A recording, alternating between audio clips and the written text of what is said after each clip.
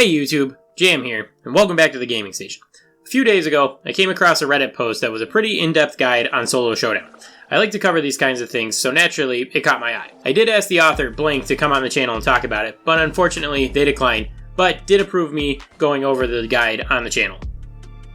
So, I read through the 3-part guide, asked Blank some questions on it, and now I want to go over the guide with you. I will leave links to the guide and Blank's Twitter in the description. As always, I encourage you to check the guide out for yourself, as it's an interesting read, and I think we can all get value from reading it. But anyway, let's start talking about the actual content. So the first part of the guide goes over a few basic things. The first part is a disclaimer and preference. The first thing that this guide states is that we're focusing specifically on competitive solo Showdown, so that means 800 trophies and above. I asked Blank if there's a huge difference between high trophy Showdown and low trophy Showdown, since I'm not a Showdown player nor am I high in trophies. Blank told me yes, there's a huge difference between 800 and below 800. Typically below 800 players are more aggressive and there's more open fighting, while above 800 players are a lot more passive in both movement and shot placement. With that being said, I still think there's things that we can learn of this post regardless of our trophy range, hence why I kept reading it and I wanted to cover it. Blank continues on with the post, showcasing their profile, saying that they have over 2,000 solo Showdown wins, which, while isn't a lot by some standards, they're also in contacts with another player, Mugi, who has over 6,000 Showdown wins. So I think between the two of them, this information should be pretty informative for us all. The next section talks about brawler builds, basically which star power, gadget, or combination of the two you should bring into Showdown. They explain the best builds are either passive builds that just work without player input, like Jackie's Hardy Hard Hat, or survival builds, like 8-Bit's Extra Life. I also asked for a few recommended builds from Blank. Blank suggested 8-Bit with Extra Life, Pam with any star power, Carl with Protective Pirouette, and Leon with Invisi-Heal. They also mentioned Crow and Bo are okay, but they're higher skill because they require more understanding of things like positioning. The third section covers Showdown modifiers. I don't really need to explain the modifiers, we should all know what they are. But, from the way I'm reading this part, it sounds like the most consistent modes to push in are either no modifier at all, Robo Boss when you learn how to control the boss aggro onto other players, and Meteor Shower, with Energy Drink being the most RNG base mode, and Healing being the most passive, and promoting the most amount of teaming. The final section of this part of the guide covers camping. They say that camping is more ineffective in a competitive Showdown, but I think the ideas here can carry down into lower levels, since players will be more inexperienced and forget to always check bushes. So they put up a map of Feast or Famine and circle a bunch of bushes right on the outside of the center. The pink spots are bad for camping as they expose you towards the center and leave you open, while the red spots are better because they offer more cover and allow you to hide for a little bit longer. The big takeaway here is that you should hide more towards the outside of the map when possible.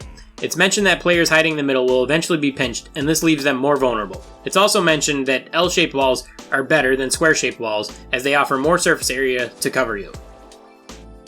Moving on to the second part of the guide, there's only 2 topics in this part. The first topic is one that will apply to all players regardless of mode or trophy range, and that topic is positioning. This part starts with talking about how you should try to play in open space. You should try to find the soft spots in a map where there are no players that are too close to you, but also easy enough for you to get in range of them. According to Blank, the ideal distance is about 3 tiles. This allows you to be in range of other players, but also allows you to get out of their range should you need to. And if you're teaming, you definitely shouldn't be more than 6 tiles away, as this is a pretty clear indicator that you're not with the rest of the pack and are likely to backstab sooner than others. The next section of positioning talks about zoning. The big focus here is your shot patterns. You should want to use your shot patterns to control your opponent's movements when possible. There's a diagram that shows how you can shoot into open space and force an opponent to either take damage from your shot or straddle the line from the poison. This weaponizes the poison and makes an advantage for you. This can also be done when trying to pinch a player between yourself and another player. By taking away the open space, you either force them to take damage from your shot, or force them into the other player and make a fight happen. The last topic in this part of the guide goes over matchmaking cycling. This is something that a lot of people don't have to worry about, as it only affects a very small number of players. It basically requires you to have a very high level brawler, like 1,000 trophies or more. You queue up a match with that brawler, then exit out, and attempt to queue up a match with another brawler that's around 800 trophies. If the lobby has the same number of people, then you will be in a lower ranked queue for matchmaking. As I said, not many people will be affected by this, but I asked Blank if it was required, and they said after a certain point in trophy pushing in solo Showdown, it's almost a necessity if you want to continue pushing in Showdown. And like that, we're moving on to the third part of the guide. Now, real quick disclaimer from me. The third part of the guide is all about teaming and the psychology behind teaming. Now personally, I don't really endorse teaming, but I understand that people play to win the game, and one of the easiest ways to consistently win is by teaming. I asked Blank how they felt about it, and they said that there were good and bad things about it as a strategy, and that there really isn't a good way to get rid of it, but it would be interesting to see the mode without teaming. Alright, moving on from the disclaimer. This post starts talking about the mentality behind teaming, and it starts with defining herd mentality, or basically when there's a large group of people, they do things that they wouldn't normally do as an individual. This can also apply to teaming in Showdown. So, we as humans are wired to want to fit into a group, so when teaming starts in a Showdown lobby, it can be natural to either want to join that team or to try to start your own. If you do that without thinking, then you're being affected by herd mentality. Blank begins explaining the difference between fitting in and belonging in terms of both human mentality and in terms of teaming. Now, belonging is normally the spot you want to be in because you're calling your own shots when you have that type of mentality, and thus you're not succumbing to the herd mentality. The next section of this part covers the strategies of teaming, not in the sense of who to team with, but more how to act once the team is actually formed.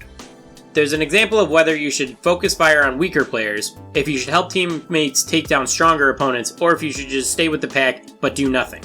And the answer is, it depends on a lot of things, like who's in your team, if the other players are teamed up, and if you're open to being backstabbed if you get low on health or ammo. You need to learn how to read these situations and act accordingly. Backstabbing is the next part I want to talk about. Now obviously it's easy to know how or why you should backstab in Showdown, but the tricky part is knowing when to do it. This is another thing where the situation dictates when you should do it. Soft rules are if someone's low on HP or ammo and there won't be repercussions for you backstabbing them, or if a new player is very weak and is trying to join the team. The last part of this post covers the idea of taking advantage of other people's kindness. This is broken down into two things: selective inattention and feigning ignorance or confusion. So an example of selective inattention is by ignoring team fights on purpose in hopes that players are going to be killed and lower the number of remaining players. This can also be taken a step further by agitating somebody on the outside of this fight and trying to drag them into it.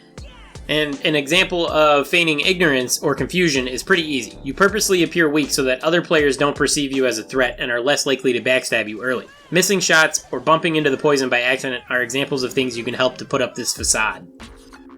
So, whether you're a high-level player or a low-trophy player, I think there are a lot of good things we can all get out of this guide. Things like what builds you should run, what modifiers to focus on, and the camping tips can correlate to all levels of Showdown. And the ideas of positioning and zoning apply to all modes, not just Showdown. And while some people don't like the idea of teaming, Blink and Mogi definitely did a great job of breaking down the mentality and some of the strategies behind it.